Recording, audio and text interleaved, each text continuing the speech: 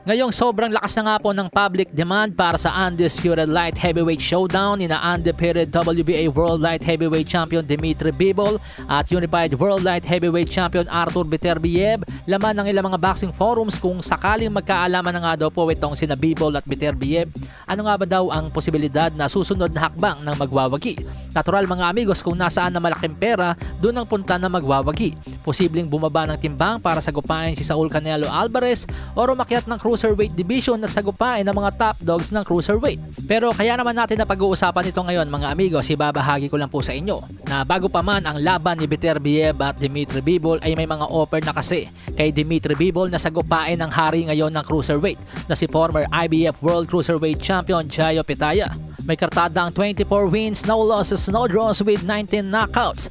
28 anyos, may taas na 6'2", taga Sydney, Australia. Nitong Disyembre nga po mga amigos, binitawan ni Jayo Petaya ang kanyang IBF World title sapagkat mas pinili niyang labanan yung si Elisoro sapagkat siya po ay binayaran doon ng $2 million sa Saudi Arabia. Mas pinili niya yung laban niyon kesa sa ipinag-uutos ng IBF.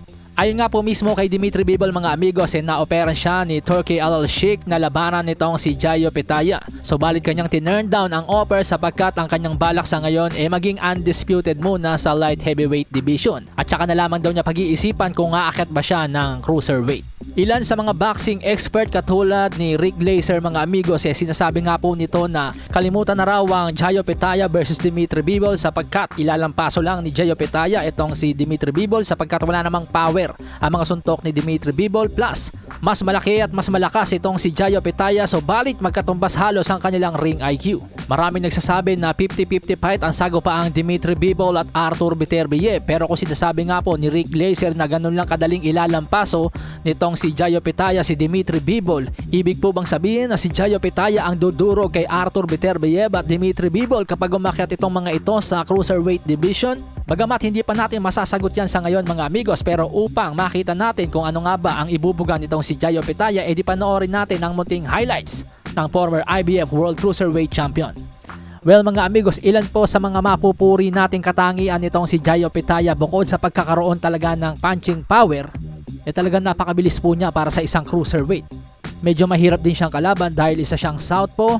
Hindi siya stationary fighter, magalaw po siya mga amigos, isa moving target, parang si Manny Pacquiao, napakalikot. Yan po mga amigos, makikita nyo ang ganda rin po dumukot sa bodega.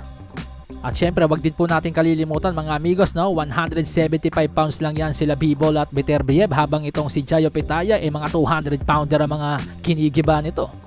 So ano pong masasabi nyo mga amigo, si Jayo Petaya nga ba ang gigiba kina Artur Beterbiev at Dimitri Bivol? Ano man ang inyong opinion ay welcome yan sa ating comment section. Alright, so hanggang dito na lamang po muna tayo. Maraming salamat sa mga tumutok. Hanggang sa muli, adios amigos, walang preno baby babe.